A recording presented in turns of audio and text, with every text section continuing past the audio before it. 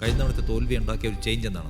RSPയുടെ ആ പഴയ കാലം മടങ്ങി വരുമോ ഇനി എന്തെങ്കിലും? സോ നമുക്ക് വേണമെങ്കിൽ ഒരു ചേഞ്ച് എടുക്കാം എന്ന് എപ്പോഴെങ്കിലും തോന്നിയിരുന്നു? കമ്മ്യൂണിസ്റ്റ് പാർട്ടി ഇപ്പോൾ എക്സ്പയറി ഡേറ്റ് കഴിഞ്ഞ് കിടക്കുന്ന അവസ്ഥയിലാണ്. പരാജയം കൊണ്ടെല്ലാം അവസാനിക്കുന്നു എന്ന മാനസികാവസ്ഥയിലെത്തുന്ന ആളല്ല ഞാൻ. ഭയങ്കര കാശുകാരനായ ഒരു രാഷ്ട്രീയക്കാരൻ എന്നൊരു ഫീൽ ആളുകൾക്കുണ്ടോ? വിവാഹം കഴിഞ്ഞപ്പോൾ 38 വർഷമായി.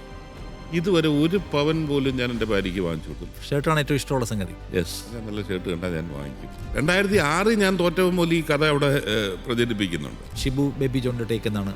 ഒരു മത്സരയോഗ്യനായ കക്ഷിയാണോ പുള്ളിക്കാരൻ? പ്രേമേന്ദ്രൻ ഒരു ഘട്ടത്തിൽ മകന് വേണമെന്ന് പ്രേമേന്ദ്രൻ ആവശ്യപ്പെട്ടു. അപ്പോൾ എൻ്റെ അടുത്ത് എൻ്റെ ഒരു സുഹൃത്ത് പറഞ്ഞതാ, നിന്റെ പടം ഓടിയനെ, നായകൻ കുതിര പുറത്തായിരുന്നു പോയിരുന്നെങ്കിൽ. പിന്നെ സെക്കൻഡ് പാർട്ട് ആലോചിക്കാൻ കഴിയുന്നില്ല ഇപ്പോൾ. 5 തെരഞ്ഞെടുപ്പിൽ 3 തോറ്റിരിക്കുന്നതന്നെ അതിൻ്റെ തെളിവല്ലേ? RSP കാരണം വളർന്നു വന്ന ഒരു കുടുംബമായിരുന്നു ശ്രീ വിജയൻ പിള്ളയുടെ കുടുംബം. അവരാണ് അപ്പുറത്ത് പോയത്. ഒരു തവണ നിർത്തിയിട്ടുള്ളൂ അതോ പലതവണയായിട്ട് നിർത്തുന്നുണ്ടോ? ഒരു പഫ് എടുത്ത്, ഒരു കോൺഫിഡൻസ്, ഇനി എനിക്കൊന്നും സംഭവിക്കത്തില്ലെന്ന് പറഞ്ഞ് ഒരു പഫ് എടുത്ത് തുടങ്ങി. പിന്നെ ഇതുവരെ നിർത്തണമെന്നിട്ട് തോന്നിയിട്ടു. ഒരു ആൻറ്റി ഗണേഷ് പൊളിറ്റീഷ്യനായി ബ്രാൻഡ് ചെയ്യപ്പെടാൻ ഞാൻ ആഗ്രഹിക്കുന്നു. ഇതൊരു കാവ്യനീതിയാണ് എന്ന് മാത്രമേ എനിക്കതിനെക്കുറിച്ച് പറയാൻ. അതിനെയൊക്കെ കോൺഗ്രസ് മറികടന്നു തോന്നുന്നുണ്ടോ? അതൊന്നും ഇല്ലാത്ത ഒരു കോൺഗ്രസ് ജനം പ്രതീക്ഷിക്കുന്നില്ലല്ലോ. ഷിബു ബേബി ജോൺ അത്താഴത്തിലിരിക്കുമ്പോൾ മക്കളോട് എന്തായിരിക്കും പറയാ രാഷ്ട്രീയത്തെക്കുറിച്ച്?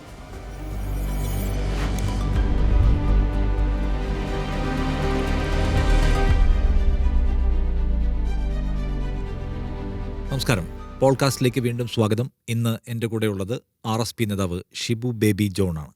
സ്വാഗതം പോഡ്കാസ്റ്റിലേക്ക്. RSP എന്ന് പറയുന്ന പാർട്ടിയുടെ ഒരു കാലം നമുക്ക് ഓർമ്മയുണ്ട്. പ്രതാപകാലമായിരുന്നു.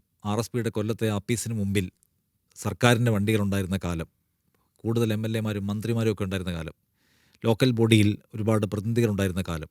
അതൊരു വല്ലാത്ത കാലമായിരുന്നു. ആ കാലവും കഴിഞ്ഞ് ഇപ്പോൾ വന്നാൽ RSP സത്യം പറഞ്ഞാൽ NK പ്രേമേന്ദ്രൻ MP എന്ന പേരിൽ മാത്രമാണ് ഈ നിയമനിർമ്മാണ സഭകളുടെ പേര് നോക്കിയാൽ അടയാളപ്പെടുത്തപ്പെടുന്നത്. RSPയുടെ ആ പഴയ കാലം മടങ്ങി വരുമോ ഇനി എന്തെങ്കിലും? RSP ഒരിക്കലും ആളിൻ്റെ ബാഹുല്യം കൊണ്ട് അറിയപ്പെട്ടിരുന്ന രാഷ്ട്രീയ പ്രസ്ഥാനമല്ല. ഏറ്റവും പരമാവധി വന്നിട്ടുള്ള 1977 9 MLA-മാരെന്നുള്ളതാണ്. പിന്നെ അന്ന് രാജ്യസഭ ലോക്സഭയൊക്കെ ഉണ്ടായിരുന്നു. പക്ഷേ അല്ലെങ്കിൽ ശരാശരി 5 MLA-മാർ എന്നുള്ളതായിരുന്നു RSPയുടെ ഒരു കണക്ക്. 5. പിന്നെ 91 പോലും 2 MLA-മാരായി ചുരുങ്ങി. 96 വീണ്ടും 5 അങ്ങനെയൊക്കെ ആയിരുന്നു. അന്നേരം ഒരു MLA-മാരുടെ എണ്ണത്തിൻ്റെ അടിസ്ഥാനത്തിലല്ല, നിലപാടുകളുടെ അടിസ്ഥാനത്തിലാണ് അറിഞ്ഞത്. എന്താണെങ്കിലും ഒരു കാര്യം വ്യക്തമാണ്, നിയമസഭാ തെരഞ്ഞെടുപ്പ് കഴിയുന്നതോടെ RSP നിങ്ങളുടെ ഈ അളവുകോലനുസരിച്ചുള്ള ഒരു വളർച്ച RSPക്ക് ഉണ്ടാവും എന്നുള്ളതിൽ ഒരു സംശയമില്ല. അല്ല, RSPയെക്കുറിച്ച് ആൾക്കാർ എപ്പോഴും അങ്ങനെയുള്ള ട്രോളുകൾ, പരിഹാസങ്ങളൊക്കെ കാണുമല്ലോ. അത് കൊല്ലത്ത് മാത്രമുള്ള പാർട്ടി, ചവറ മുതൽ ചവറ വരെ മാത്രമുള്ള പാർട്ടി, വികസിക്കാത്ത പാർട്ടി എന്നൊക്കെയുള്ള ആക്ഷേപങ്ങളെ നിങ്ങൾ എടുക്കുന്നില്ല. അപ്പോൾ ആ ഒരു പാർട്ടി എന്ന നിലയ്ക്ക് അതിൻ്റെ വികാസം പ്രധാനമാണ്, അതിൻ്റെ ജനങ്ങൾക്കിടയിലുള്ള അതിൻ്റെ റൂട്ട് വലുതാക്കൽ പ്രധാനമാണ്. അത്തരം സംഗതികളുടെ കാര്യത്തിൽ അങ്ങനത്തെ മീറ്ററുകൾ പരിശോധിക്കുമ്പോൾ RSP എവിടെയാണ് നിൽക്കുന്നത്? അല്ല, RSPയെക്കുറിച്ച് ഇന്നല്ലല്ലോ, അന്ന് ആ കാലഘട്ടത്തിൽ RSP ഏറ്റവും ശക്തമെന്ന് പറഞ്ഞിരുന്ന കാലഘട്ടത്തിൽ പരിഹസിച്ചിട്ടുള്ളതാണ്. പരിഹാസം രാഷ്ട്രീയത്തിലുള്ളതാണ്.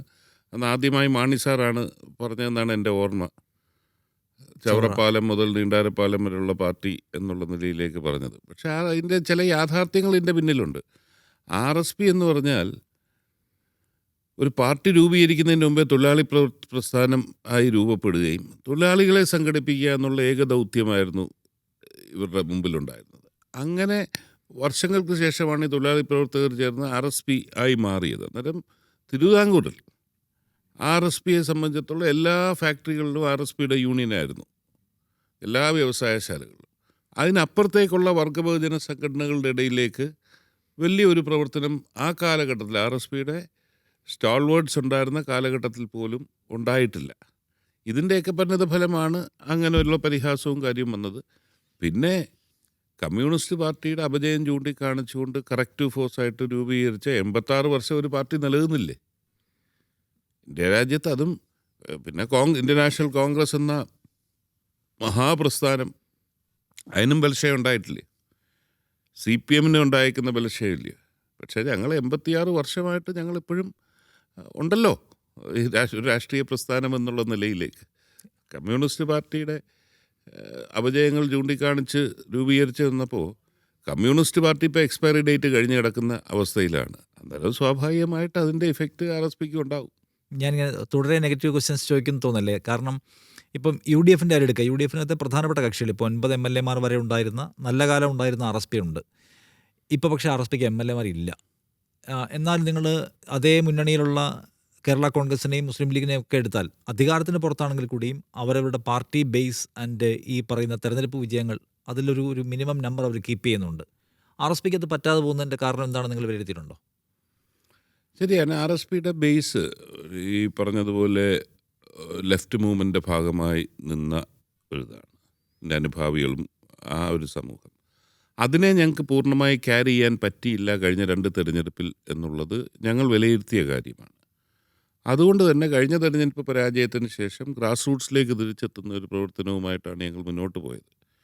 ഏതൊരു പാർട്ടിക്കും കമ്മിറ്റികൾക്കപ്പുറമായിട്ടുള്ള ഒരു അനുഭാവി സമൂഹം. ഇപ്പോൾ കേരള കോൺഗ്രസ് എമ്മിന് സംഭവിച്ചത് എന്താണ്?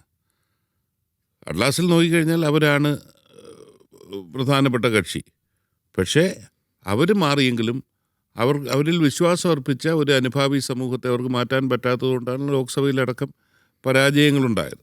എന്ന് പറഞ്ഞ പോലെ ഞങ്ങൾക്ക് അങ്ങനെ ചില പ്രശ്നങ്ങൾ പറ്റി. പിന്നെ 2 തവണയും വളരെ പ്രതികൂലമായ രാഷ്ട്രീയ കാലാവസ്ഥ കേരളത്തിൽ നിന്നും ഇടതുപക്ഷ ജനാധിപത്യ മുന്നണിക്ക് അനുകൂലമായ ഒരു കാറ്റ് തന്നെ കൊടുങ്കാറ്റായി മാറിയ 2 തെരഞ്ഞെടുപ്പുകളായിരുന്നല്ലോ.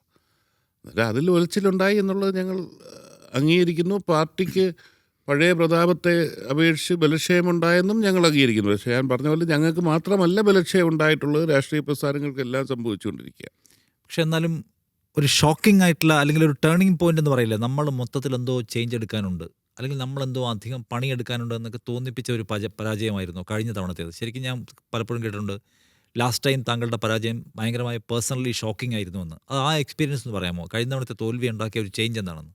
2016 പോലും ഒരു കോംപ്ലസൻസി ഉണ്ടായി. 2 RSPയുടെ യോജിച്ചു. ഐക്യ മുന്നണിയുടെ ഭാഗമാകുമ്പോഴത്തേക്കിന് അവിടെ ചവറയിൽ പരാജയപ്പെടാൻ പറ്റത്തില്ല. കടലാസിൽ 1+1 2 ആണെങ്കിൽ പരാജയപ്പെടാൻ പറ്റത്തില്ല. പക്ഷേ രാഷ്ട്രീയത്തിൽ പലപ്പോഴും അതല്ല. മന്ത്രിയായിരിക്കുമ്പോൾ ഉണ്ടാകുന്ന എല്ലാവർക്കും ഉണ്ടാകുന്നത് പോലെ കുറേ നെഗറ്റീവ്സും എല്ലാം ഉണ്ടായി. പക്ഷേ ആ തെരഞ്ഞെടുപ്പ് വേളയിൽ ഓരോ ദിവസം കഴിയും തോറും എനിക്ക് ബോധ്യപ്പെട്ടു തുടങ്ങി ഇത് അത്ര ഈസി അല്ല. വളരെ കംഫർട്ടബിളായി ജയിക്കുമെന്ന് പറഞ്ഞാൽ ഈസി അല്ല, എന്നാലും ജയിക്കും എന്ന് വിചാരിച്ചു. പക്ഷേ റിസൾട്ട് വന്നപ്പോഴത്തേക്കിന് പരാജയമുണ്ടായി. 6000 ഇഷ്ടം വോട്ടിനാണെന്ന് പറഞ്ഞു. എന്നാൽ കഴിഞ്ഞ തവണ അതിൽ നിന്ന് വളരെ വ്യത്യസ്തമായി പരാജയം എന്നുള്ള ഒരു അജണ്ടയിൽ പോലും ഇല്ലായിരുന്നു. ആരും ചർച്ച ചെയ്തില്ല. വിദൂരമായി പോലും ആലോചിച്ചു. ഞാൻ മാത്രമല്ല, അവിടുത്തെ UDF പ്രവർത്തകർ മാത്രമല്ല, LDF പോലും അങ്ങനെ ഒരു അവകാശവാദം ഉന്നയിച്ചില്ല, വിജയിക്കുമെന്നുള്ളത് പറഞ്ഞില്ല. പക്ഷേ അതുകൊണ്ടാണ് കൗണ്ടിങ് സ്റ്റേഷനിൽ ചെന്നപ്പോൾ ഞാൻ ഭയങ്കര ഷോക്ക്ഡായി. പക്ഷേ ആദ്യത്തെ 14 ബൂത്ത് എണ്ണിയപ്പോൾ എനിക്ക് മനസ്സിലായി തോക്കുമെന്ന്. കാരണം UDFൻ്റെ ശക്തി കേന്ദ്രങ്ങൾ, ന്യൂനപക്ഷ മേഖല, UDFന് എന്നും പിന്തുണച്ച മേഖല, അവിടെ പ്രതീക്ഷിച്ച വോട്ട് കിട്ടാതെ വന്നപ്പോൾ എനിക്ക് മനസ്സിലായി പരാജയപ്പെടും. നേരിയ മാർജിനിൽ പരാജയപ്പെടാം, അല്ലെങ്കിൽ നേരിയ മാർജിനിൽ വിജയിക്കാം എന്ന് വിചാരിച്ചു. അവസാനം നേരിയ മാർജിനിൽ പരാജയപ്പെട്ടു എന്നുള്ളത് ഷോക്കിംഗ് ആയിരുന്നു. ഒരിക്കലും പ്രതീക്ഷിക്കാത്തതായിരുന്നു. പരമ്പരാഗതമായി പിന്തുണച്ച മേഖലയിൽ നിന്ന് ആ തിരഞ്ഞെടുപ്പിൽ വോട്ട് നഷ്ടപ്പെട്ടു എന്നുള്ളതായിരുന്നു ഷോക്കിംഗ് ആയി തിരിച്ചറിഞ്ഞത്. അത് പേഴ്സണലി എങ്ങനെയാണ് ഈ ഇമ്പാക്റ്റ് ചെയ്യുക? താങ്കളുടെ പറഞ്ഞല്ലോ, ഒരിക്കലും തോൽക്കില്ല എന്ന് വിചാരിച്ച, സ്വന്തമായി ഒരു വോട്ട് ബേസ് എപ്പോഴും ജയിപ്പിക്കാനുണ്ടെന്ന് ഉറപ്പായി വിചാരിച്ചിരുന്ന ഒരു ഇലക്ഷനിൽ തോറ്റുപോകുമെന്ന് വെച്ചാൽ അന്ന് ഷിബു ബേബി ജോൺ വല്ലാത്ത വിധം അസ്വസ്ഥനായിരുന്നു പേഴ്സണലി എന്നൊക്കെ ഞാൻ വേറെ കേട്ടിട്ടുണ്ട്. താങ്കളാണ് സ്ഥിരീകരിക്കേണ്ടത്. സോ അതെങ്ങനെയാണ് ഇമ്പാക്റ്റ് ചെയ്യുക പേഴ്സണലി അങ്ങനെ തോറ്റാൽ? അതൊക്കെ വളരെ അതിശയോക്തിപരമായ കഥകൾ അതിനെ തുടർന്ന് വന്നു. ഞാൻ എൻ്റെ പൊളിറ്റിക്കൽ ജീവിതം ഒരു ക്രോസ് റോഡ്സിലായി. 2ാമത്തെ പരാജയം കൂടെ വന്നപ്പോൾ എന്ത് വേണമെന്നുള്ളതിനെക്കുറിച്ച് ഒരു ആശങ്ക എൻ്റെ മനസ്സിൽ രൂപപ്പെട്ടു എന്നുള്ളത് ശരിയാണ്. അല്ല, ഞാൻ വല്ലാതെ അസ്വസ്ഥതയൊന്നുമില്ല. ഇനി എന്ത് വേണം എന്നുള്ളതിനെക്കുറിച്ചൊരു ആലോചന ഗൗരവത്തിൽ, ഇനിയൊരു തെരഞ്ഞെടുപ്പിൽ മത്സരിക്കേണ്ടതുണ്ടോ ഇല്ലയോ എന്നൊക്കെ ഉണ്ടായിരുന്നു. പലപ്പോഴും മത്സരിക്കേണ്ട, ഇനിയും വേണ്ട എന്ന് തന്നെയായിരുന്നു വിചാരിച്ചിരുന്നത്. അന്നേരം അതല്ലാതെ വലിയ കഥകളുണ്ട്. ഞാൻ അവിടുത്തെ ടെലിവിഷൻ അടിച്ച് പൊട്ടിച്ച്, മുറിയെല്ലാം അടിച്ച് പൊട്ടിച്ച്, അങ്ങനെയൊന്നും ഒരു കാര്യം അവിടെ ഉണ്ടായിട്ടില്ല. അതൊക്കെ അതിൽ ഉദ്ദേശിച്ച പറഞ്ഞതെന്ന് എനിക്കറിയാം. അങ്ങനെ ഒരു സംഭവമേ അവിടെ ഉണ്ടായിട്ടില്ല. ഞാൻ പോളിംഗ് ബൂത്തിൽ തന്നെ കൗണ്ടിങ് ബൂത്തിൽ ഉണ്ടായിരുന്നല്ലോ. അവിടുന്ന് അവസാന റൗണ്ടാകുന്നതിന് മുമ്പേ ഞാനങ്ങ് പോയതാ. എൻ്റെ പാർട്ടിക്കാരോടൊപ്പം തന്നെ സമയം ചെലവഴിച്ച് എൻ്റെ വീട്ടിൽ തന്നെ ആയിരുന്നു. ബാക്കിയെല്ലാം വളരെ അതിശയോക്തിപരമായിട്ട്. ഇത് പക്ഷേ ഇപ്പോഴല്ല, 2006 ഞാൻ തോറ്റവും പോലെ ഈ കഥ അവിടെ പ്രചരിപ്പിക്കുന്നുണ്ട്. അങ്ങനെ ഒരു സംഭവമേ ഉണ്ടായിട്ടില്ല.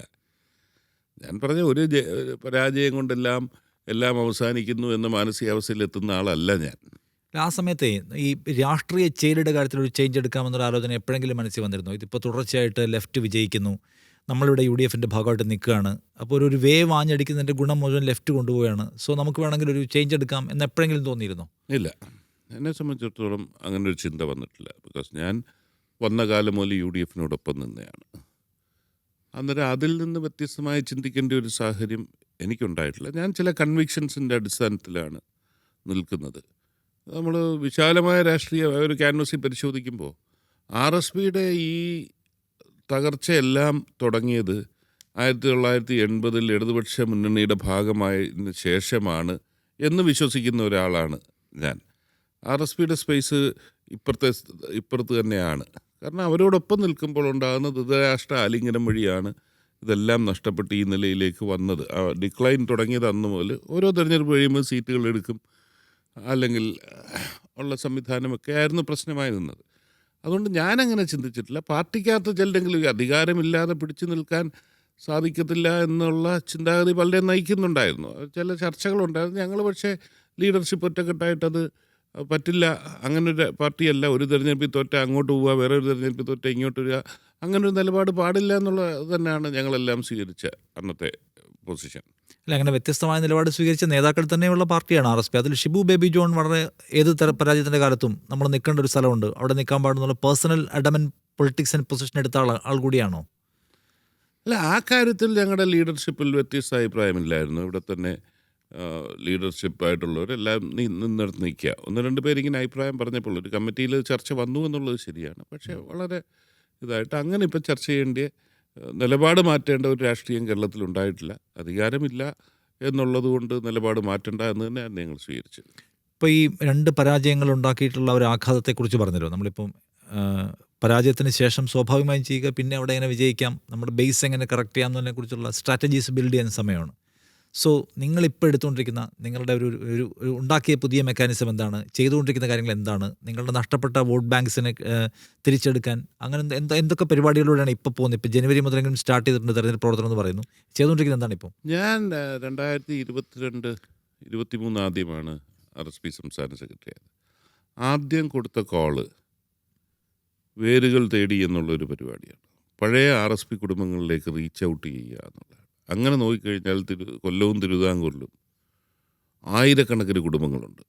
ഒരു ഘട്ടത്തിൽ വന്ന ബന്ധമറ്റ് നിൽക്കുകയാണ്. അവർ വേറെ എങ്ങും പോയിട്ടില്ല. നമുക്ക് ഞാൻ പറഞ്ഞത് പാർട്ടി കുടുംബങ്ങളായിട്ടുണ്ടായിരുന്നു. അവർ രാഷ്ട്രീയ പ്രവർത്തകരല്ല, പക്ഷേ RSPയിൽ വിശ്വാസം അർപ്പിച്ച് RSPക്ക് മാത്രം വോട്ട് ചെയ്തുകൊണ്ട് അവരിലേക്ക് തിരിച്ചെത്തുന്ന ഒരു പരിപാടിയാണ് ആദ്യം ആഹ്വാനം ചെയ്തതും. അത് വളരെ ഫലപ്രദമായി അത് മുന്നോട്ട് കൊണ്ടുപോകാൻ സാധിച്ചു. അങ്ങനെ കൊല്ലം ജില്ലയിലൊക്കെ ഇപ്പോഴും ഒരു RSP വികാരം വളർന്നു കഴിഞ്ഞാൽ, RSPയുടെ പരമ്പരാഗത കുടുംബങ്ങളിലേക്ക് എത്താൻ സാധിച്ചു കഴിഞ്ഞാൽ ഞങ്ങൾ അജയ്യമാണ് എന്ന് വിശ്വസിക്കുന്നതാണ് ഞങ്ങളുടെ പാർട്ടിയും. അങ്ങനെ ആ നിലയിലേക്കുള്ള ഒരു റീച്ച് ഔട്ട് പ്രോഗ്രാം ആണ് ഞങ്ങൾ ഇട്ടത്. അതിൻ്റെ ഫലം കണ്ടുവരുന്നുമുണ്ട്. ഓക്കെ, ഇപ്പം ആളുകൾക്ക് നന്മ ചെയ്യുക, ആളുകൾക്കിടയിലേക്ക് റീച്ച് ഔട്ട് ചെയ്യുക, പാർട്ടി മെക്കാനിസത്തെ മുഴുവൻ മാറ്റിപ്പണിയുക, എണ്ണയിട്ട യന്ത്രം പോലെ ആക്കുക എന്നൊക്കെ ചെയ്യുമ്പോഴും തെരഞ്ഞെടുപ്പിൽ അതൊന്നും അല്ല, അതിനപ്പുറമുള്ള ഘടകങ്ങളും ഉണ്ട്. സമവാക്യങ്ങൾ പ്രധാനപ്പെട്ട സംഗതികളാണ്. ഇപ്പോൾ കൊല്ലത്തെ മണ്ഡലങ്ങളിലേക്ക് വന്നാൽ പ്രത്യേകിച്ച് അവിടെ ഈ പറയുന്ന മതസമവാക്യങ്ങൾ, ജാതി സമവാക്യങ്ങൾ എന്നിവ കഴിഞ്ഞ കുറേ കാലമായി വർക്ക് ചെയ്യുന്നത് കാണാം. അപ്പോൾ അതിൻ്റെ ഒരു ത്രെട്ടും ചാലഞ്ചും ഷിബു ബേബി ജോൺ ഈ മത്സരരംഗത്ത് അനുഭവിക്കുന്നുണ്ടാവുമോ? അല്ല, ഞാൻ പറഞ്ഞത് നമ്മുടെ ഒരു സെക്യുലർ ഫാബ്രിക് ചിലപ്പോൾ ഒക്കെ ചില ഒലച്ചിലുകൾ, പ്രത്യേകിച്ച് ശ്രീ നരേന്ദ്രമോദിയുടെ വരവിന് ശേഷം അങ്ങനെയൊക്കെയുള്ള ചിന്താഗതി ചില സെഗ്മെൻറ്റിൽ വരുന്നുണ്ട്. ഒരു തെരഞ്ഞെടുപ്പിൽ ഓരോ സമുദായത്തിനും, ഒരു സമുദായം എന്നല്ല പല സമുദായങ്ങൾക്കും പല രീതിയിൽ ചിന്തിക്കാനും പ്രവർത്തിക്കുവാനുമുള്ള നിലയിലൊക്കെ വരുന്നുണ്ട്. പക്ഷേ അടിസ്ഥാനപരമായി ചവറ പോലൊരു മണ്ഡലം 50 വർഷക്കാലത്തോളം എൻ്റെ പിതാവ് പ്രതിദാനം ചെയ്തു എന്ന് പറയുമ്പോൾ അത് ഏറ്റവും വലിയ കേരളത്തിലെ സെക്യുലർ മണ്ഡലമാണ്. അദ്ദേഹം ജനിച്ച ജനവിഭാഗം ഒരു കമ്മ്യൂണിറ്റി എന്ന് വിശേഷിപ്പിക്കാമെങ്കിൽ അത് അവിടുത്തെ ഏറ്റവും മൈനോറിറ്റിയാണ്, വെറും ഒരു ന്യൂനപക്ഷമാണ്. മാത്രമല്ല ആ കമ്മ്യൂണിറ്റി അന്ന് അദ്ദേഹം കമ്മ്യൂണിസ്റ്റായി ആശയത്തിൽ വന്നപ്പോൾ തന്നെ അന്ന് പള്ളിയിൽ നിന്ന് പുറത്താക്കി. അന്നേരം അതൊരു എക്സ്കമ്മ്യൂണിക്കേറ്റ് ചെയ്യാന്ന് പറഞ്ഞാൽ ചിന്തിക്കാനൊക്കാത്ത ഒരു കാലഘട്ടത്തിൽ വന്നിട്ട് ആ കമ്മ്യൂണിറ്റിയുടെ പിന്തുണയും പോയി. എന്നിട്ട് അവിടുന്ന് 50 വർഷക്കാലം പ്രതിദാനം ചെയ്യണമെങ്കിൽ അതൊരു സെക്യുലർ മണ്ണായതുകൊണ്ട് തന്നെയല്ലേ. ആ നിലയിൽ തന്നെയാണ് ഇപ്പോഴും അതിനെ കാണുന്നത്. എനിക്ക് ആ കാര്യത്തിലൊന്നും ഒരു ആശങ്കയും. പക്ഷെ അതൊരു 50 വർഷം മുമ്പുള്ള കേരളമാണ്. അതിനുശേഷം നമ്മൾ മുന്നോട്ട് പലതരത്തിലുള്ള കൺസോൾട്ടേഷൻ സമവാക്യങ്ങളിലൂടെ അല്ലേ സത്യത്തിൽ ഇപ്പോൾ കേരളത്തിലെ തെരഞ്ഞെടുപ്പ് രാഷ്ട്രീയം സഞ്ചരിക്കുന്നത്? ഇപ്പോഴത്തെ തെരഞ്ഞെടുപ്പ് അങ്ങനെ ഒരു മാറ്റങ്ങൾ, ഉലച്ചിലുകൾ സംഭവിച്ചിട്ടുണ്ട് എന്ന് ഞാൻ അംഗീകരിക്കുമ്പോഴും ആത്യന്തികമായി നിലനിൽക്കുമെന്ന് ഞാൻ വിശ്വസിക്കുന്നില്ല. എൻ്റെ കാഴ്ചപ്പാടുകൾ, ഞാനും കുറച്ച് ആളായിട്ട് പ്രാദേശിക തെരഞ്ഞെടുപ്പ് വരുമ്പോൾ ജാതി, സമുദായം ഇതെല്ലാം നോക്കണം എന്ന് ചിന്തിച്ചിരുന്നതാണ്. നിയമസഭാ തെരഞ്ഞെടുപ്പുകളിലും ഒക്കെ അങ്ങനെയാണല്ലോ ഇപ്പം ചർച്ച മൊത്തം, അല്ലാതെ വേറെ ചർച്ചയില്ലല്ലോ. പക്ഷെ എൻ്റെ കാഴ്ചപ്പാട് ഈ കഴിഞ്ഞ പഞ്ചായത്ത് തെരഞ്ഞെടുപ്പ് കഴിഞ്ഞപ്പോൾ മാറി. ഞങ്ങളുടെ പാർട്ടിയുടെ അവിടെ ഒരു ഡിവിഷനിൽ, ഒരു കൗൺസിലർ ഡിവിഷനിൽ 70% ലത്തീൻ കത്തോലിക്ക സമുദായമുള്ളതാണ്. അവിടെ ഒരു ഉപതെരഞ്ഞെടുപ്പിൽ കൂടെ കഴിഞ്ഞ 5 വർഷം മുമ്പ് തെരഞ്ഞെടുപ്പിൽ പരാജയപ്പെട്ടു. അത് കഴിഞ്ഞ് തെരഞ്ഞെടുപ്പ് കടന്നു. പട്ടികാതി റിസർവേഷനായിരുന്നു. ഒരു പട്ടികാതി ചെറുപ്പക്കാരൻ അവിടുന്ന് വിജയിച്ചു. ഞങ്ങൾ ഇത്തവണ ആ ചെറുപ്പക്കാരനെ തന്നെ വീണ്ടും സ്ഥാനാർത്ഥിയാക്കി, ജനറൽ സീറ്റായിട്ട്. LDF ഇത്രയും പുരോഗമന രാഷ്ട്രീയം പറയുന്ന ഒരു പച്ചയ്ക്ക് വർഗീയത പറയാൻ നോക്കി. അവർക്കൊരു ലത്തീൻ കത്തോലിക്ക കാൻഡിഡേറ്റ് 1100 വോട്ടിനാണ് ആ ചെറുപ്പക്കാരൻ ജയിച്ചത്. എൻ്റെ കാഴ്ചപ്പാട് മാറ്റിയ ഇതാണ്. പ്രാദേശിക തെരഞ്ഞെടുപ്പിലാണല്ലോ ബന്ധുത്വവും ബാക്കി എല്ലാം വരുന്നത്. അവിടെ പോലും അതിനതീതമായ ഒരു സമൂഹം ചിന്തിച്ചു എന്ന് പറയുമ്പോൾ പൊളിറ്റിക്കൽ ലീഡർഷിപ്പിൻ്റെ ഇടുങ്ങിയ കാഴ്ചപ്പാടാണ് ഇതിലേക്ക് നയിക്കുന്നത്. അതിനപ്പുറത്തേക്ക് ജനം ചിന്തിക്കും എന്നുള്ളതിൽ ഒരു സംശയമില്ല എന്നെ സംബന്ധിച്ചിടത്തോളം. എന്ന് വെച്ചാൽ ഒരു ഭരണവിരുദ്ധ വികാരത്തിൻ്റെയൊക്കെ വേവ് ആഞ്ഞടിച്ചാൽ ബാക്കി എല്ലാ ഫാക്ടേഴ്സും അടിയിൽ പോകുന്നതാണ്.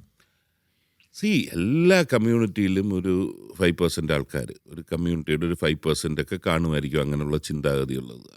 അതിനപ്പുറത്തേക്ക് 95% ചില പെർട്ടിക്കുലർ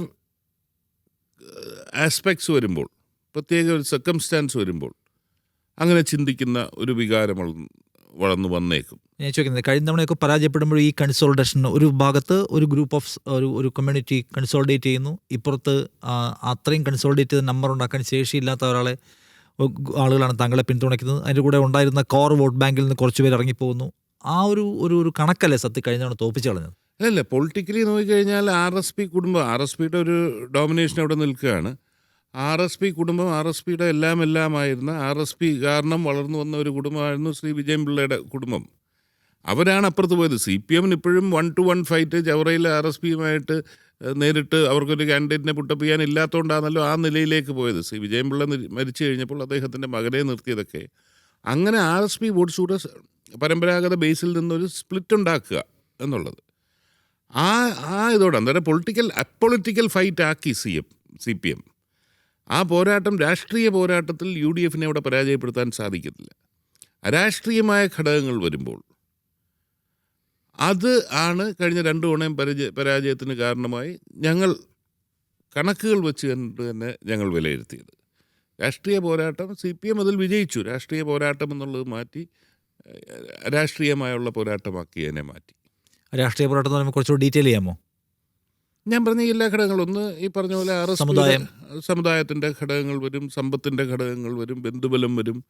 ഇതെല്ലാം കൂടെ വരുമ്പോഴത്തേക്കിന് സെയിം ഫേസ് ഓഫ് അല്ലേ ഇത്തവണ നടക്കാൻ പോകുന്നത്. അപ്പോൾ ഈ പറഞ്ഞ ഫാക്ടേഴ്സ് വർക്ക് ചെയ്യില്ലേ? അല്ലല്ല, എല്ലാ തവണ ഇത് വർക്ക് ചെയ്യത്തില്ലല്ലോ. അന്നേരം അടിസ്ഥാനപരമായ ജനങ്ങൾ അവൻ്റെ കഷ്ടപ്പാടും ബുദ്ധിമുട്ടും പ്രാരാബ്ദവും അനുസരിച്ച് അവൻ പ്രതികരിക്കും. കഴിഞ്ഞ തെരഞ്ഞെടുപ്പ് കോവിഡിൻ്റെ പശ്ചാത്തലം കേരളത്തിൻ്റെ സൈക്കി എന്തായിരുന്നെന്ന് നമുക്ക് ചിന്തിക്കാനൊക്കെ. ഗൾഫിൽ ജോലി ചെയ്ത് അധ്വാനിച്ച് വീട്ടിൽ വരുന്നവനെ വീട്ടിനകത്ത് കയറ്റാത്ത 1-2 വീടായിക്കോട്ടെ, ആ മാനസികാവസ്ഥയിലെത്തി നിൽക്കുന്നവർ, അവിടെ വൈകിട്ട് ആകെ ജനങ്ങൾക്ക് ആശ്വാസം അല്ലെങ്കിൽ ആകാംക്ഷ തീർക്കുന്നത് വൈകിട്ട് മുഖ്യമന്ത്രിയുടെ ഒരു പത്രസമ്മേളനം. സകുടുംബമല്ലേ ഇരുന്ന് കാണുന്നത്. എൻ്റെ ജീവിതത്തിൽ ആദ്യമായിട്ടാണ് എൻ്റെ അമ്മ, ഞാൻ, എൻ്റെ മക്കൾ, ഭാര്യ എല്ലാവരും കൂടെ 6 മണി കാത്തിരിക്കുകയാണ് TV കാണാൻ. ഇന്ന് എത്ര പേര് മരിച്ചു, എന്താണ് അവസ്ഥ, വല്ല രക്ഷയുണ്ടോ. അങ്ങനൊരു അന്തരീക്ഷത്തിൽ നിന്നുകൊണ്ട് വളരെ ബെനവലൻ്റായിട്ടുള്ളൊരു നേതാവ് പെൻഷൻ കൂട്ടി കൊടുക്കുന്നു, കിറ്റ് കൊടുക്കുന്നു. സ്വാഭാവികമായി വന്ന ഒരു ട്രാൻസ്ഫർമേഷൻ. അന്നേരം ആ സമയത്ത് വളരെ ഏകപക്ഷീയമായ രാഷ്ട്രീയം പറയുന്നു, തീരുമാനങ്ങൾ എടുത്തു പോകുന്നു. ആ തീരുമാനത്തെ എതിർക്കുമ്പം ജനം എതിർക്കുന്നവരെ പ്രാകുക. ഇവനൊക്കെ ഇപ്പോഴാണ് ഇറങ്ങി നടക്കുന്നത്, വീട്ടിൽ ഇരിക്കേണ്ട സമയത്താണ് ഇറങ്ങി നടക്കേണ്ടത്. സംസ്ഥാന ദ്രോഹികൾ. സംസ്ഥാന ദ്രോഹികൾ, മരണത്തിൻ്റെ മെസ്സഞ്ചേഴ്സ് ഓഫ് ഡെത്ത് എന്നുള്ള നിലയിലേക്കല്ലേ അത് ചെയ്തുകൊണ്ടിരുന്നത്. ആ സൈക്കോളജിയിൽ, ആ മാനസികാവസ്ഥയിൽ നിൽക്കുമ്പോഴാണ് വളരെ കറക്റ്റായിട്ട് പ്ലേ ചെയ്ത് പോയതിൻ്റെ ഫലമാണ്, അതിൻ്റെ ഒരു ഇഫക്റ്റാണ് പാവപ്പെട്ടവൻ്റെ ഗവൺമെൻറ് എന്ന് ഒരു പ്രതീതി വരുത്താൻ സാധിച്ചു. അതെല്ലാം പോസിറ്റീവായിരുന്നു. അതേ ജനവിഭാഗം അതിന് ശേഷം അധികം കാത്തു നിൽക്കേണ്ടി വന്നിട്ടില്ല, അവർ തിരിച്ച് റിയാക്ട് ചെയ്ത് തുടങ്ങി എന്നുള്ളതിൻ്റെ തെളിവ് തൃക്കാക്കരയിൽ വന്ന ഭൂരിപക്ഷമാണ്. അന്നേരം പറഞ്ഞു ഭാര്യ നിന്നുണ്ടാന്ന് പറഞ്ഞു. പിന്നെ അത് കഴിഞ്ഞ് പുതുപ്പള്ളി ഏകദേശം 40,000 വോട്ടിൻ്റെ ഭൂരിപക്ഷം വന്നു. അന്നേരം ഉമ്മൻചാണ്ടിയുടെ മകനായിരുന്നു. പിന്നെ പാലക്കാട് വന്നത് 18,000 19,000 വന്നു. നിലമ്പൂര് തിരിച്ചു പിടിച്ചു. 40,000 വോട്ടിന് രാധാകൃഷ്ണൻ ജയിച്ച മണ്ഡലം 10,000 ചുരുങ്ങി. അതിന് രമ്യ അവിടെ നിന്ന് പരാജയപ്പെട്ട് കഴിഞ്ഞ ഉടനെ തന്നെ രമ്യ വീണ്ടും സ്ഥാനാർത്ഥിയായി വന്നു. അന്നേരം 10,000 കുറച്ചു.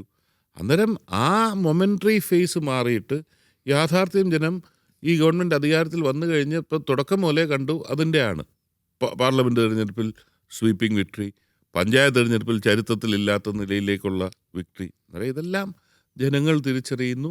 അവൻ കബളിപ്പിക്കപ്പെട്ടു എന്നുള്ള തോന്നൽ അവരെ നയിക്കുന്നുണ്ട്. ഇപ്പം ഈ തെരഞ്ഞെടുപ്പിൻ്റെ സമയത്ത് പാർട്ടി ഒറ്റക്കെട്ടായി നിൽക്കുകയും ജനങ്ങൾക്കിടയിലേക്ക് പാർട്ടിയുടെ ഒരു വികാരം കൊണ്ടുവരാൻ വേണ്ടിയിട്ടുള്ള എക്സസൈസ് നടത്തുകയൊക്കെ ചെയ്യുന്നു പറയുമ്പോഴും അവസാനം പക്ഷേ നിങ്ങളുടെ പാർട്ടി നേതൃത്വത്തിൽ കമ്മിറ്റിയിൽ ചില വർത്താനം പറച്ചിലും ഒച്ചപ്പാടും ഒക്കെ ഉണ്ടായതായി കേട്ടല്ലോ. ആ ഒരു എന്താ ഐക്യപ്രശ്നം ഉണ്ടോ?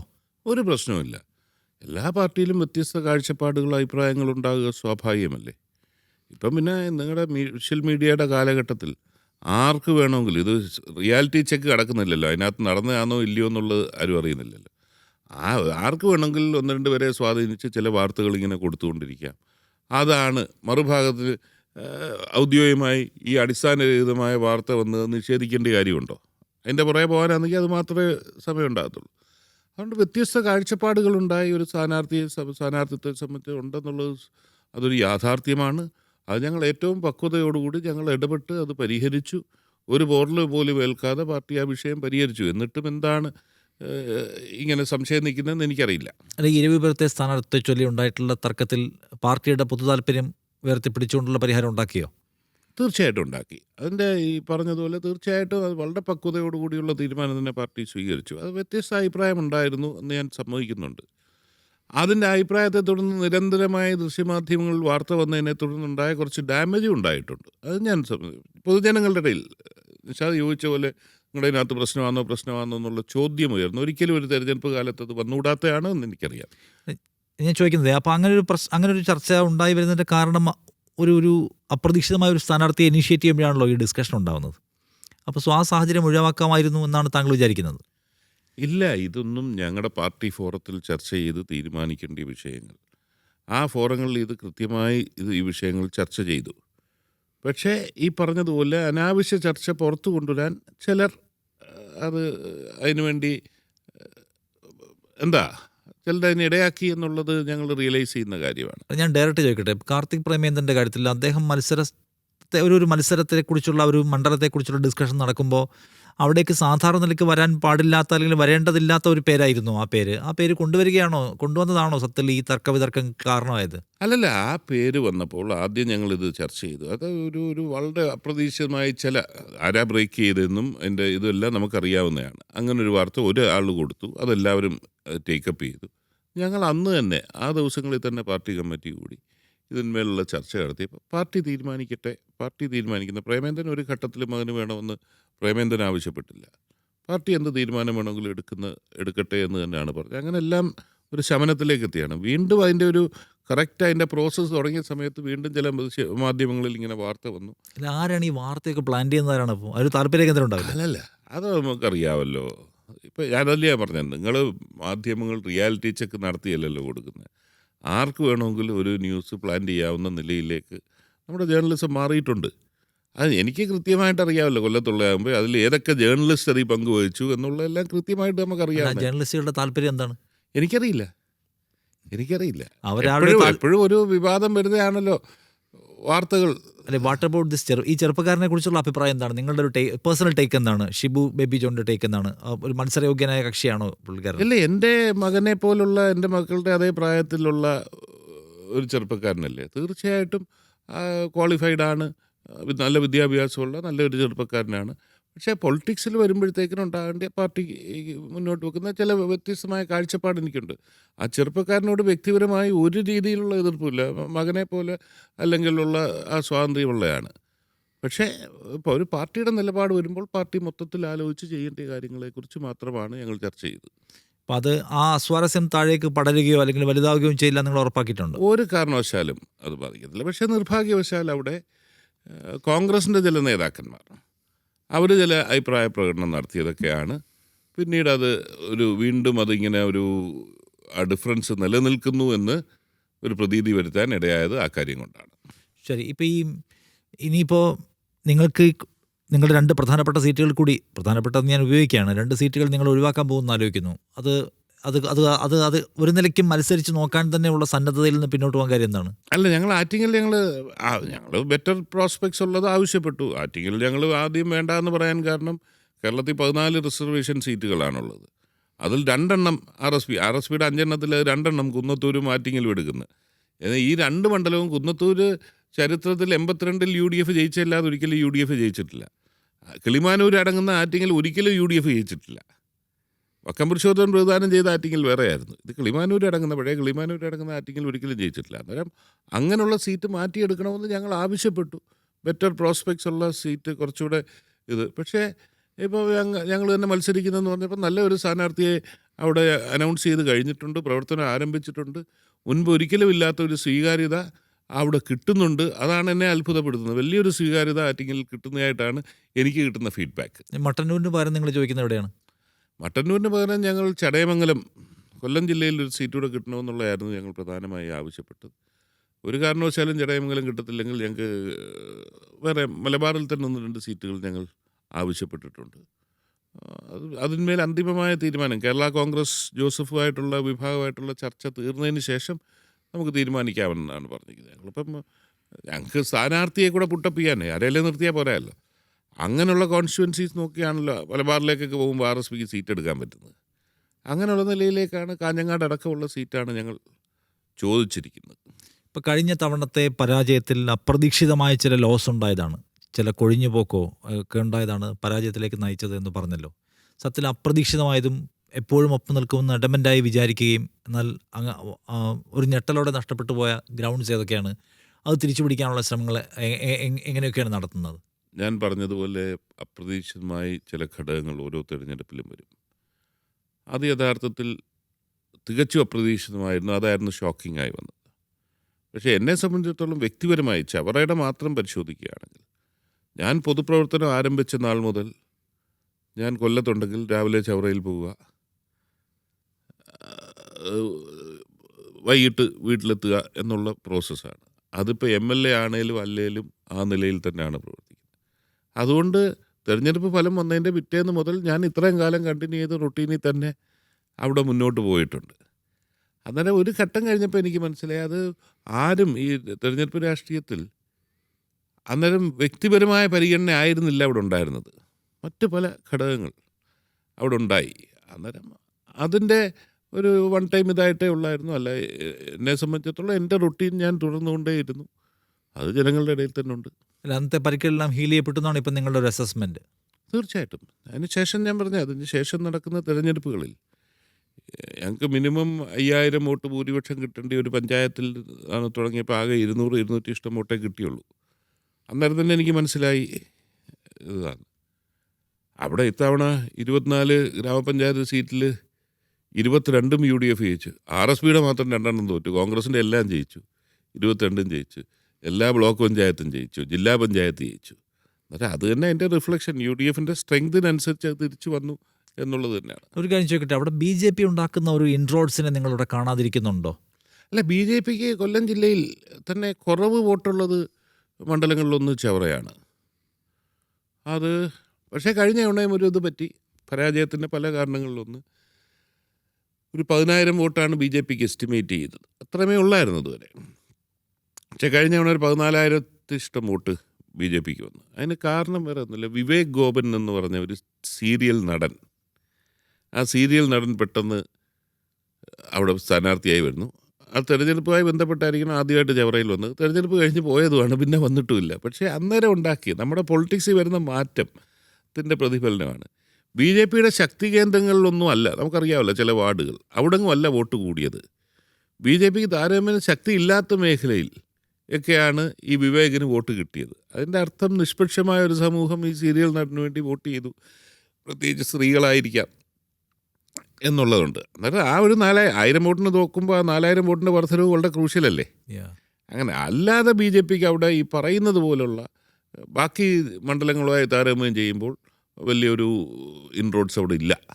ഇപ്പം ഏറ്റവും അവസാനം ഞാൻ ഈ രാഷ്ട്രീയം ചോദിച്ച അവസാനിപ്പിന് മുമ്പേ ഏറ്റവും അവസാനം കേൾക്കുന്ന ഒരു വിവാദവും കൊല്ലം ജില്ലയിൽ നിന്നാണ്. മന്ത്രി കെ ബി ഗണേഷ് കുമാറുമായി ബന്ധപ്പെട്ട് ഉയർന്നു കേൾക്കുന്ന വിവാദം ഇപ്പോൾ പേഴ്സണൽ സംഗതിയാണെന്നും കുടുംബ പ്രശ്നമാണെന്നും മറ്റുള്ള അദ്ദേഹം അത് സെറ്റിൽ ചെയ്തിട്ടുണ്ട്. പക്ഷേ അതിന് നിങ്ങൾ കാണുന്ന ഒരു ഗൗരവം ഒരു കുടുംബ പ്രശ്നം നിലയ്ക്ക് മാത്രമാണോ, അത് ഗണേഷ് കുമാർ അവസാനിപ്പിച്ചു സോ അത് കഴിഞ്ഞു എന്ന മട്ടിലാണോ? ഞാൻ അതിനെക്കുറിച്ച് പ്രതികരിക്കാൻ ആഗ്രഹിക്കുന്നില്ല. കാരണം സമൂഹം എല്ലാം കണ്ടുകൊണ്ടിരിക്കുകയാണല്ലോ. എന്നെ ഇപ്പം ഞാനൊരു ആൻറ്റി ഗണേഷ് പൊളിറ്റീഷ്യനായി ബ്രാൻഡ് ചെയ്യപ്പെടാൻ ഞാൻ ആഗ്രഹിക്കുന്നില്ല. പക്ഷേ 2013 സംഭവിച്ച കാര്യങ്ങളൊക്കെ നേരിട്ട് ബോധ്യമുള്ള ഒരു വ്യക്തിയാണ് ഞാൻ. അന്ന് ശ്രീ ഉമ്മൻചാണ്ടി അടക്കം ആ കുടുംബം പിരിയാതിരിക്കാൻ വേണ്ടി നടത്തിയ പരിശ്രമങ്ങളെക്കുറിച്ച് അറിയാവുന്ന വ്യക്തിയാണ്. ആ ഉമ്മൻചാണ്ടിയെക്കുറിച്ച് ഏതാനും മാസങ്ങൾക്ക് മുമ്പ് കുടുംബം പിരിക്കാൻ ശ്രമിച്ചു എന്നൊക്കെ ഗണേഷ് കുമാർ നടത്തിയ പരാമർശത്തിന് ശേഷം ഇപ്പോൾ ഇങ്ങനൊരു സംഭവം നടക്കുമ്പോൾ ഇതൊരു കാവ്യനീതിയാണ് എന്ന് മാത്രമേ എനിക്ക് അതിനെക്കുറിച്ച് പറയാനുള്ളൂ. ഗണേഷ് കുമാറായിട്ട് വളരെ അടുപ്പം ഉണ്ടായിരുന്ന ഒരാളെന്ന് നിലയ്ക്ക് ഞാൻ ചോദിക്കാൻ, ഇപ്പോഴുണ്ടോ അടുപ്പം? അല്ല, ഞാൻ പറഞ്ഞതുപോലെ 2001 ഞങ്ങൾ രണ്ടുപേരും ആദ്യം MLA-മാരായി വന്നത്. യഥാർത്ഥത്തിൽ അതിന് മുമ്പ് എനിക്ക് ഗണേശനുമായിട്ട് ഒരു അടുപ്പമില്ലായിരുന്നു. ഓക്കെ. ഗണേശൻ നേരെ മന്ത്രിയായി, ഞാൻ MLA ആയി. അന്നേരം വേറിട്ടൊരു പശ്ചാത്തലത്തിൽ നിന്ന് വരുന്ന വ്യക്തികൾ എന്നുള്ളതിൽ ഞങ്ങൾ ലോഹ്യം ഉണ്ടായിരുന്നു, ലോഹ്യക്കാരായിരുന്നു എന്നുള്ളത് ശരിയാണ്. പുറത്ത് പറയുന്ന പോലെ ഒരു ഇൻറ്റിമേറ്റ് ഫ്രണ്ട്ഷിപ്പോ അങ്ങനൊന്നും ഒരിക്കലും ഉണ്ടായിട്ടില്ല. ഒരേ സമയത്ത് പൊളിറ്റിക്സ് വന്ന് മുനീറും ഉണ്ട്. ഞങ്ങൾ 3 പേരും, മുനീർ നേരത്തെ വന്നതാണെങ്കിലും 3 പേരും സമപ്രായക്കാർ, വ്യത്യസ്തമായ നിലയിൽ ഞങ്ങൾ 3 പേരും കൂടെ വന്ന് 3 പേരാണ് ഈ കളർ ഷർട്ടുകൾ ഇടുന്നത്, ട്രെൻഡാക്കിയത്. ട്രെൻഡ്. അങ്ങനെ 2-3 പേര് നമ്മളെ മാത്രമായിരുന്നു. നമ്മൾ അന്ന് അങ്ങനെ തുടങ്ങുന്ന ഞങ്ങളായിരുന്നു. അങ്ങനെയൊക്കെയുള്ള ഇത് വെച്ചിട്ട് വന്നതാണ്. പിന്നെ അല്ല, വ്യക്തിപരമായ ബാക്കി കാര്യങ്ങളെക്കുറിച്ചൊന്നും പരാമർശിക്കാൻ ഞാൻ ആഗ്രഹിക്കുന്നില്ല. ശരി, ഞാൻ ചോദിച്ചാലേ ഇപ്പോൾ ആളുകൾക്ക് ഷിബു ബേബി ജോൺ എന്ന് പറയുന്ന ഒരു പൊളിറ്റീഷ്യൻ എന്ന് പറയുമ്പോൾ ആളുകളുടെ മനസ്സിൽ മിന്നി പറയുന്ന ഇമേജ് എന്തൊക്കെയായിരിക്കും? ഭയങ്കര കാശുകാരനായ ഒരു രാഷ്ട്രീയക്കാരൻ എന്നൊരു ഫീൽ ആളുകൾക്കുണ്ടോ? ഉണ്ടായിരിക്കാം. യാഥാർത്ഥ്യം എന്ന് പറഞ്ഞാൽ ഞാനൊരു വലിയ ബിസിനസ് പരമായിട്ടുള്ള വലിയ തകർച്ചയെ നേരിട്ട് സമയത്താണ് രാഷ്ട്രീയത്തിൽ വരുന്നത് തന്നെ. അവിടുന്ന് ഞാൻ ഇതുവരെ കരകയറിയിട്ടില്ല. അല്ലെങ്കിൽ അതിന് മുമ്പുണ്ടായിരുന്ന ഒരു സാഹചര്യം വെച്ച് നോക്കുമ്പോഴത്തേക്കിന് വന്നിട്ടില്ല. പിന്നെ ഞാൻ ജീവിച്ചു വരുന്ന ചില രീതിയുണ്ടല്ലോ, അതിൽ നിന്ന് ഞാൻ മാറിയിട്ടുമില്ല. അന്നേരം അതിൻ്റെ വെച്ചായിരിക്കും ഇങ്ങനെ പെർസെപ്ഷൻ. ഞാൻ പിന്നെ ഒരിക്കലും എനിക്ക് സമ്പത്തുണ്ടെന്നും പറയുന്നില്ല, ഇല്ലെന്നും പറയുന്നില്ല. എന്ന് പറഞ്ഞാൽ അതൊക്കെ പ്രസക്തമാണ് ഇതിനകത്ത്. അതുകൊണ്ട് ഞാൻ അങ്ങനെ ഒരു പരാമർശം നടത്താൻ ഞാൻ ആഗ്രഹിക്കുന്നില്ല. പക്ഷെ എന്നാലും ഞാൻ ചോദിക്കുന്നത്, അങ്ങനെ ഒരു ബെറ്റർ സംഗതിയിൽ ജീവിക്കണം എന്ന് ആഗ്രഹിക്കുന്ന ഒരാളാണോ? നമ്മുടെ ലിവിങ് സ്റ്റാൻഡേർഡ് എന്ന് പറയുന്നത് എപ്പോഴും ഹൈ ആയിരിക്കണം എന്ന് വിചാരിക്കുന്ന? ലിവിങ് സ്റ്റാൻഡേർഡ് ഹൈ ആയിരുന്നില്ല, ഹാപ്പി ആയിരിക്കണമെന്നുള്ള എന്നെ സംബന്ധിച്ചിടത്തോളം എപ്പോഴും. എന്നാൽ നമ്മൾ അതിനുള്ള സ്റ്റാൻഡേർഡ്സ് വെച്ചിട്ടുണ്ട്. നമ്മളെപ്പോഴും ഒരു മിനിമം ഇത് വെച്ചിട്ട് സന്തോഷത്തോടു കൂടി പോകാൻ ആവശ്യമായിട്ടുള്ള എല്ലാ കാര്യങ്ങളും ഉണ്ടാകണം. അതിന് കുറച്ചധികം പൈസ വേണ്ടി വരില്ലേ? പൈസ വേണ്ടി വരും. ഈ പറഞ്ഞതുപോലെ അങ്ങനെ വലിയ ഞാൻ എൻ്റെ കുടുംബം ഒരിക്കലും ഒരു ധാരാളിത്തത്തോടു കൂടി കഴിയുന്നവരല്ല. ആ കാര്യത്തിലൊക്കെ എൻ്റെ വൈഫ് വളരെ, എൻ്റെ അമ്മയിൽ നിന്നും അധ്യാപിക എന്നുള്ള നിലയിലായിരുന്നു എൻ്റെ വൈഫ്. നിങ്ങളാരും വിശ്വസിക്കത്തില്ല, വിവാഹം കഴിഞ്ഞിപ്പോൾ 38 വർഷമായി. ഇതുവരെ 1 പവൻ പോലും ഞാൻ എൻ്റെ ഭാര്യയ്ക്ക് വാങ്ങിച്ചു കൊടുത്തില്ല. അവൾക്ക് എന്നോട് താല്പര്യമില്ല. അന്നേരം അങ്ങനെയുള്ള ഒരു ഇതും ഞങ്ങളെ സംബന്ധിച്ചിടത്തോളം ഞങ്ങളുടെ കുടുംബത്തിൽ അതില്ല. ഭാഗ്യത്തിന് എൻ്റെ മക്കൾ 2 പേരും 2 ആൺമക്കളാണ്. 2 പേരും അതേ നിലയിൽ തന്നെയാണ്. അന്നേരം പിന്നെ എവിടെയാണ് നമ്മൾ സ്പെൻഡ് ചെയ്യുന്നത്? എവിടെ ആ കൂടി പേഴ്സണൽ സ്പെൻഡിങ് മാത്രമേ ഉള്ളൂ. Personal spending. എനിക്ക് ഷർട്ട് ഒരു വീക്ക്നെസ്സാണ്. ഞാൻ നല്ല ഷർട്ട് കണ്ടാൽ ഞാൻ വാങ്ങിക്കും. അങ്ങനെയൊക്കെയുള്ള കാര്യങ്ങളേ ഉള്ളൂ. ഷർട്ടാണ് ഏറ്റവും ഇഷ്ടമുള്ള സംഗതി. യെസ്. ഓക്കെ. ഈ ബിസിനസ്സിൻ്റെ കാര്യം പറഞ്ഞില്ല, അതിൻ്റെ ഒരു സ്റ്റാറ്റസ് എന്താണ് ഇപ്പോൾ? അത് ഇപ്പോഴും റൺ ചെയ്യുന്നുണ്ടോ? സീ ഫുഡ് എക്സ്പോർട്ടേഴ്സ് ആയിരുന്നല്ലോ ഞങ്ങൾ. 1963 തുടങ്ങിയാണ്.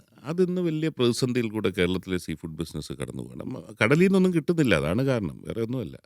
അതൊരു ഒരു വലിയ സസ്റ്റൈനബിൾ ബിസിനസ്സായിട്ട് അത് മാറുന്നില്ല. അതിൻ്റെ അപ്സ് ആൻഡ് ഡൗൺസ് ആയിട്ട് ഇങ്ങനെ അങ്ങ് പോകുന്നു. 2 മക്കളാണ് ഉള്ളത്, അവരുള്ളത് നോക്കി കൊണ്ടുപോകുന്നു, അതേ ഉള്ളൂ. ഓക്കെ, ഇപ്പോൾ ഈ ഞാൻ ചോദിക്കുന്നത് ഇപ്പോൾ ഏറ്റവും അവസാനം ആളുകൾക്ക് അറിയാവുന്ന ഒരു സിനിമ എന്ന് പറഞ്ഞാൽ ഇപ്പോൾ വാലിബനാണ്. ആ സിനിമ നിർമ്മിക്കുന്നതിന് ഭയങ്കരമായ പൈസ വേണ്ട സിനിമയാണ്, ഒരു ബിഗ് ബഡ്ജറ്റ് സിനിമയായിരുന്നു. അപ്പോൾ അപ്സ് ആൻഡ് ഡൗൺസിലൂടെയാണ് പോകുന്നത്, സാമ്പത്തികമായ പ്രയാസമാണ്, അതിൻ്റെ കൂടെ മോഹൻലാലിൻ്റെ ഒരു ബിഗ് ബഡ്ജറ്റ് പടം നിർമ്മിക്കുന്നതിൻ്റെ പങ്കാളിയാവുന്നു എന്നൊക്കെ പറഞ്ഞാൽ അതിന് തമ്മിൽ പൊരുത്തക്കേടുണ്ടോ? ഞാനൊന്നും പറഞ്ഞില്ലല്ലോ. ഞാൻ എൻ്റെ ജീവിതത്തിൽ അപ്സ് ആൻഡ് ഡൗൺസിൽ കൂടെ പോയിട്ടുണ്ട് എന്നുള്ളതാണ്. പൈസ ഇല്ലാന്ന് പറഞ്ഞില്ല. ഞാൻ പറഞ്ഞ സിനിമ ഇത്രയും ബഡ്ജറ്റ് ആവുമെന്ന് അറിഞ്ഞിരുന്നെങ്കിൽ അത് നമ്മൾ ആ മേഖലയിലേക്ക് പോകത്തില്ലായിരുന്നു. പക്ഷേ അവിടെ ചെന്ന് ഓരോ ദിവസം കഴിയുന്നു കൂടുന്നു. ഇന്നത്തെ ഫിലിം മേക്കിംഗ് എന്ന് പറഞ്ഞാൽ പഴയതുപോലെ വീട്ടിൽ നിന്ന് കാശ് അല്ലെങ്കിൽ മൊത്തം നമ്മൾ കാശ് ചിലവാക്കുന്നില്ല. എല്ലാ പല മോഡൽസ് ഉണ്ട്. ഞങ്ങൾ ബോംബെയിലുള്ള സരിഗമ എന്ന് പറയുന്ന ഒരു കമ്പനിയായിട്ട് കോ പ്രൊഡക്ഷൻ, അവരുടെ ഫൈനാൻസസ് അങ്ങനെയൊക്കെ വന്നിട്ടാണല്ലോ ഞങ്ങൾ ഇത് ചെയ്തത്. ഇപ്പം അങ്ങനെ ആണ് ഇപ്പം ഇത് വരുന്നത്. വലിയ കോർപ്പറേറ്റ്സിലേക്ക് വരുന്നുണ്ട്. അത് നമുക്ക് ലിവറേജ് ചെയ്യാമെങ്കിൽ അത് വെച്ച് ഫിലിം പ്രൊഡക്ഷനുമായിട്ട് മുന്നോട്ട് പോകാൻ ഒരു ബുദ്ധിമുട്ടുമില്ല. ബിസിനസ്സിലുണ്ടായിട്ടുള്ള ആദ്യത്തെ പറഞ്ഞില്ലേ, സമാനമായ ഒരു എക്സ്പീരിയൻസ് ഈ വാലിബനിലുണ്ടായോ? അല്ലല്ല, വാലിബൻ അതിലാകെ ഡിസപ്പോയിൻമെൻറ്റ്. ഞങ്ങൾ നല്ല ഒരു കഥ കേട്ട് അതനുസരിച്ചാണ് പോയത്. അതാണ് ശ്രീ മോഹൻലാലിൻ്റെ അടുത്ത് കേൾപ്പിച്ചു കൊടുത്തതും അത് മുന്നോട്ട് പോയതാണ്. പക്ഷേ ഒരു ഘട്ടം കഴിഞ്ഞ് ഷൂട്ട് തുടങ്ങി, ഒരു ഘട്ടം കഴിഞ്ഞ് എവിടോ അതിൻ്റെ ഫോക്കസ് നഷ്ടപ്പെട്ടു. ഒരു പാർട്ടെന്നുള്ളത് 2 പാർട്ടാക്കാൻ ഉള്ള ആലോചന വന്നു. പിന്നീട് അത് നിർബന്ധിതമായി. അവസാനം നമ്മൾ എന്താണ് ഉദ്ദേശിച്ചത് അത് ആ അർത്ഥത്തിൽ അവിടെ എത്തിക്കാൻ പറ്റിയില്ല. അതിലാണ് നിരാശ വന്നത്. പിന്നെ സെക്കൻഡ് പാർട്ട് ആലോചിക്കാൻ കഴിയുന്നില്ല ഇപ്പോൾ? അല്ല, അതിൻ്റെ ഒരു സെക്കൻഡ് പാർട്ട് ആലോചനയിലില്ല. വർക്കാവില്ലെന്നാണ് വിലയിരുത്തുന്നത്.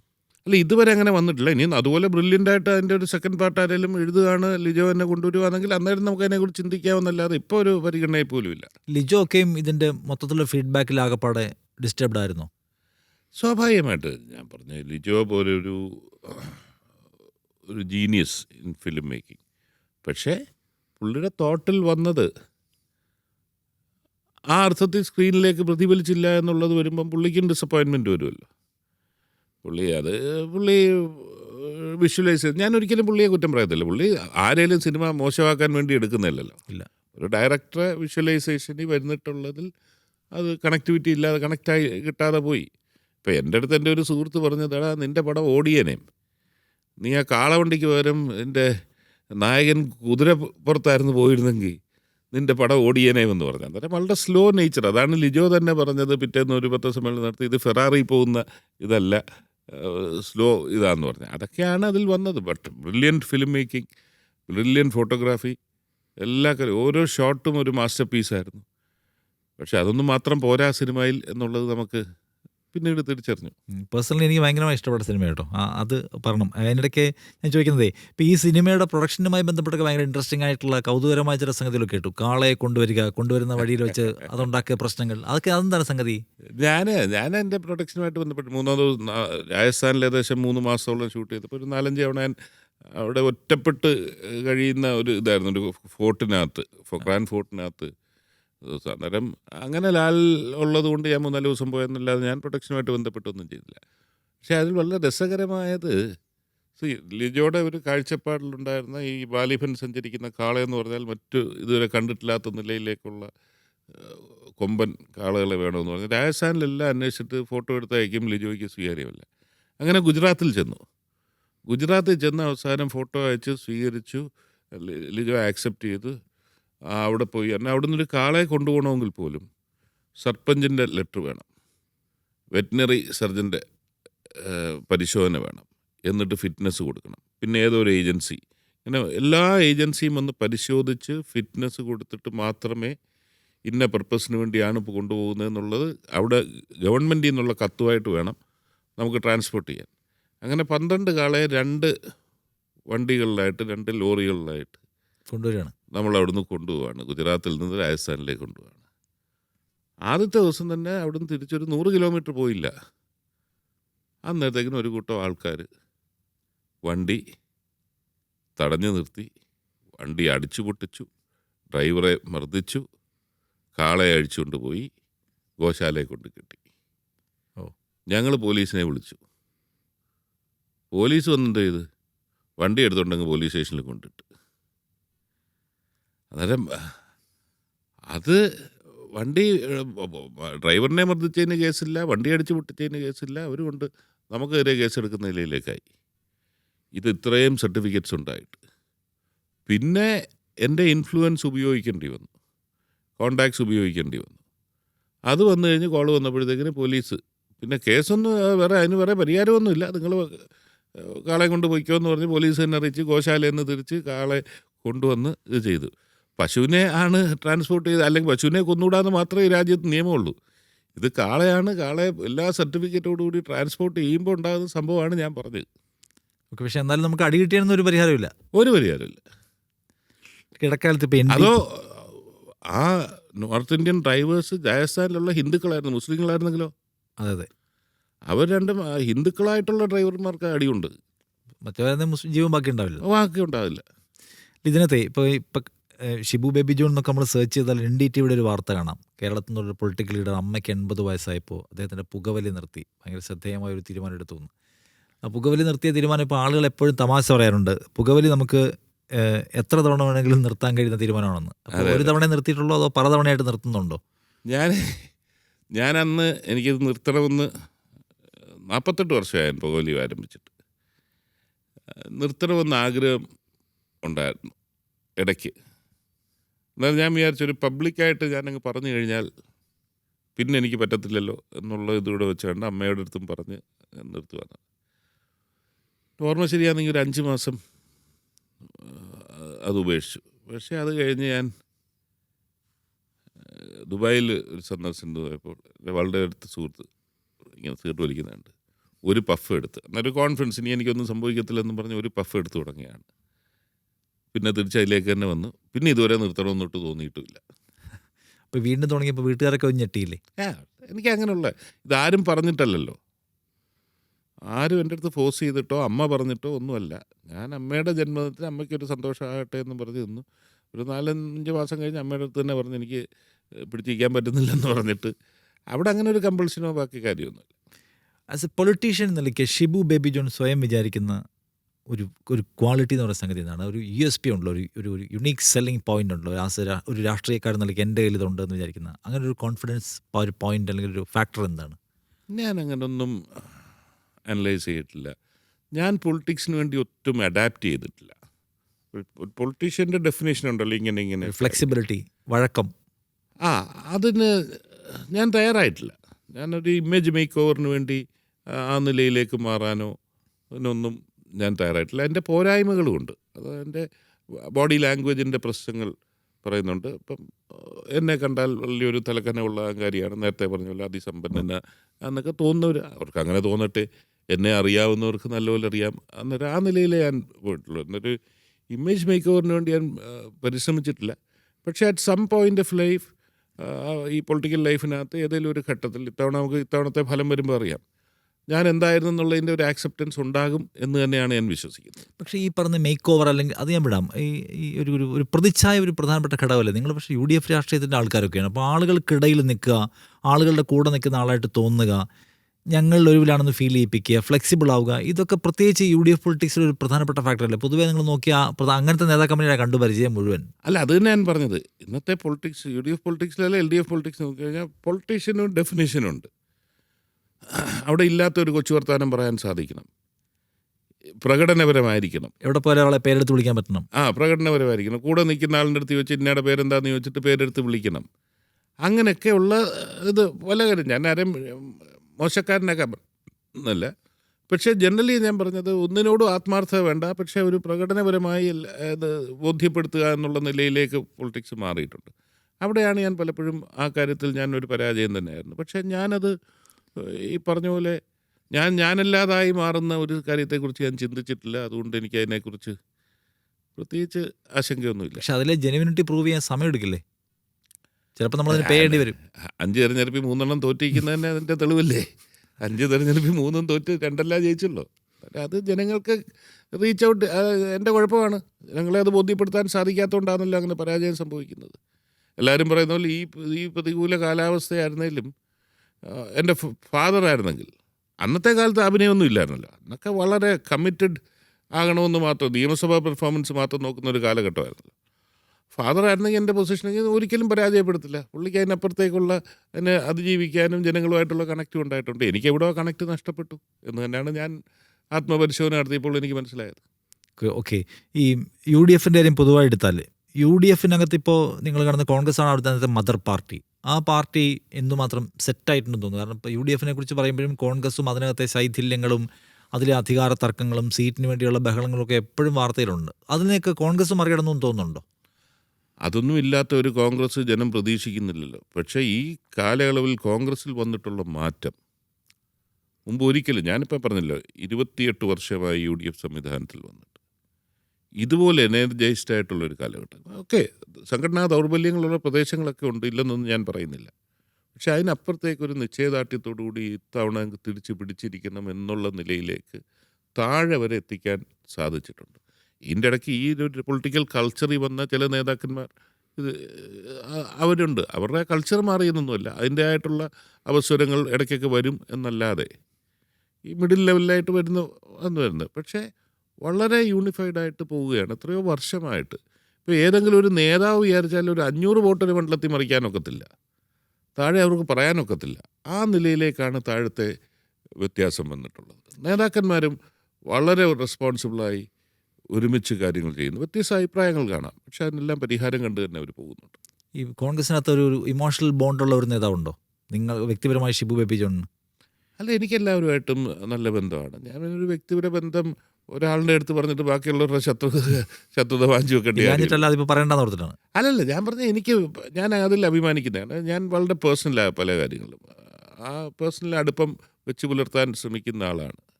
ഞാൻ പറഞ്ഞില്ല, എനിക്കൊരു ആർട്ടിഫിഷ്യൽ റിലേഷൻഷിപ്പ് എനിക്ക് പറ്റില്ല.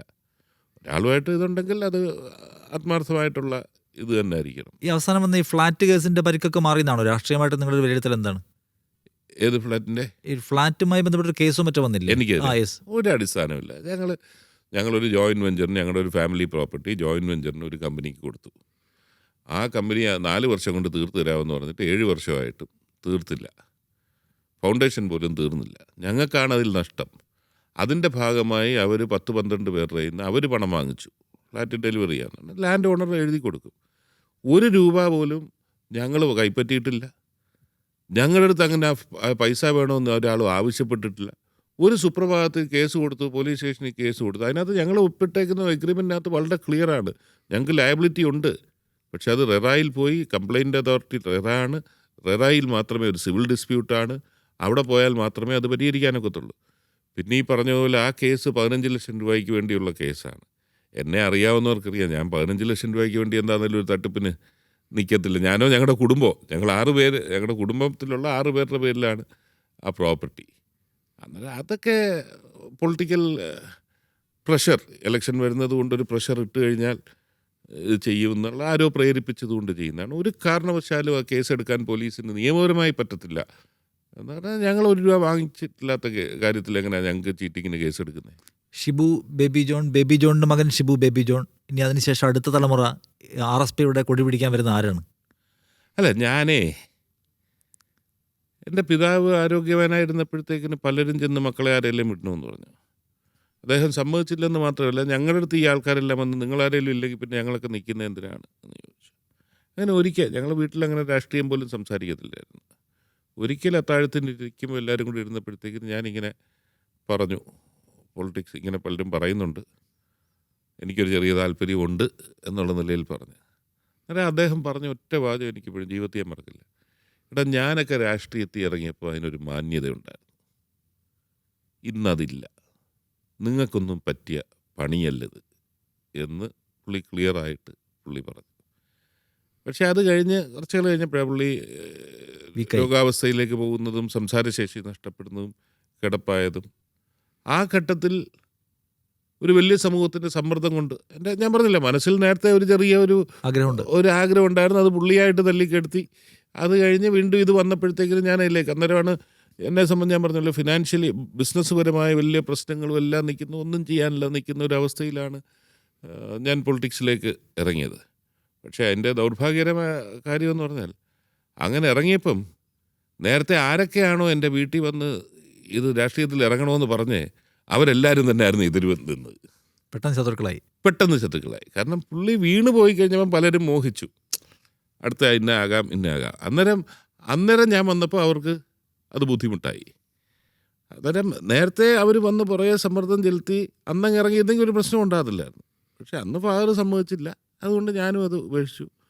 ഇതാണ്. പക്ഷെ പിന്നീട് അവരെല്ലാവരും നേതാക്കന്മാർ, പക്ഷെ താഴെ തട്ടിലോട്ടുള്ള പാർട്ടി പ്രവർത്തകരെ സംബന്ധിച്ചിടത്തോളം അവർ സ്വീകരിച്ചു. അങ്ങനെയാണ് അത് പിന്നെ അങ്ങ് അതിൽ ഭാഗമായത്. അല്ല, അങ്ങനെയാണെങ്കിലേ ഷിബു ബേബി ജോൺ അത്താഴത്തിനിരിക്കുമ്പോൾ മക്കളോട് എന്തായിരിക്കും പറയുക രാഷ്ട്രീയത്തെക്കുറിച്ച്? അല്ല, ഞാനും ഇത് എൻ്റെ ഫാദർ എൻ്റെ അടുത്ത് പറഞ്ഞത് തന്നെ ഞാൻ പറഞ്ഞിട്ടുണ്ട്. ഈ തെരഞ്ഞെടുപ്പ് വരുമ്പോൾ എൻ്റെ മക്കൾ ഈ വോട്ടഭ്യർത്ഥിക്കാനും എല്ലായിടത്തും ക്യാമ്പയിനിൽ വരാറുണ്ട്. അവർ പോയി വോട്ടഭ്യർത്ഥിക്കാൻ, പ്രത്യേകിച്ച് കഴിഞ്ഞ 2 തവണയായിട്ട് എതിർ സ്ഥാനാർത്ഥി വലിയ ബന്ധുബലവും കാര്യം ഒക്കെ ഉള്ള കുടുംബത്തിലെ ആയതുകൊണ്ട് എൻ്റെ കുടുംബത്തിൽ നിന്നുള്ളവരും വേറെ ആരും ഇറങ്ങാനില്ല, അങ്ങനെ വോട്ടഭ്യർത്ഥിച്ച് പോവും. അന്നേരം കഴിഞ്ഞ തവണ വന്നപ്പോഴത്തേക്കിന് തന്നെ വോട്ടഭ്യർത്ഥിച്ച് പോയപ്പോൾ എനിക്ക് മൂത്തവൻ ഇതിനോട് ചെറിയ താല്പര്യം തോന്നി തുടങ്ങുന്നതെന്ന് എനിക്കൊരു സംശയം തോന്നി. ഞാൻ അവനെ വിളിച്ച് പറഞ്ഞ്, ഒരു കാരണവശാലും ഞാൻ എൻ്റെ ഫാദർ പറയുന്ന കേൾക്കാതെ ഇതിലിറങ്ങിയതിൻ്റെ ഞാൻ അനുഭവിച്ചിട്ടുണ്ട്. അതുകൊണ്ട് ഒരു കാരണവശാലും അങ്ങനൊരു മോഹം നിങ്ങൾക്ക് വേണ്ട, അല്ലെങ്കിൽ ഈ കെയർ ഓഫിൽ അത് പ്രതീക്ഷിച്ച് നിൽക്കണ്ട എന്ന് പറഞ്ഞിട്ടുണ്ട്. എന്തായാലും thank you C Shibu baby John. താങ്കളുടെ ഇത്തവണത്തെ തെരഞ്ഞെടുപ്പ് മോഹങ്ങൾ പൂവണിയട്ടെ എന്ന് ഞാനും ആശംസിക്കുകയാണ്. Thank you so much. Thank you.